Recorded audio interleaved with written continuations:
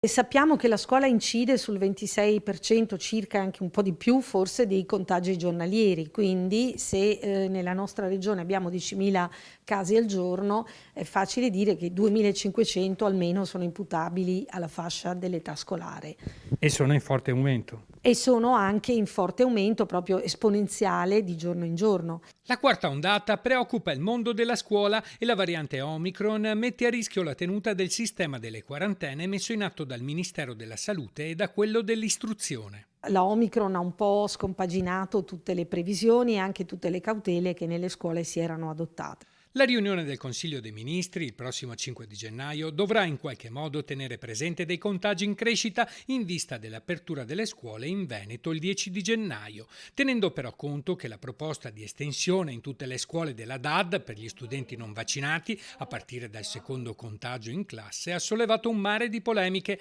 Il governo dovrà considerare che per molti genitori la proposta è giudicata discriminatoria, anche vista la bassa percentuale di vaccinazione fra i minori.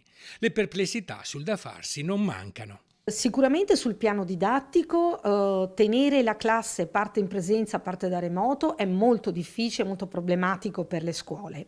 Prevedere una formula mista mette in grandissima difficoltà sia tecnica ma anche proprio didattica le scuole e gli insegnanti. E questa è la prima perplessità, ma io ne aggiungo anche un'altra.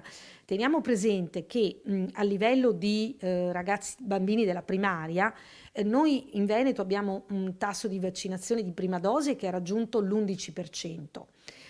In altre regioni siamo anche sotto il 10%. Quindi mi chiedo a cosa potrebbe servire questa misura. L'altro aspetto riguarda i ragazzi delle superiori, visto che poi sono le famiglie a decidere se vaccinare i propri figli ancora minorenni. Quindi la scuola, che dovrebbe essere un luogo di inclusione e di, diciamo, dovrebbe indurre a ridurre le differenze, le distinzioni anche di background familiare, diventerebbe un amplificatore che peraltro si ripercuote proprio sul diritto allo studio.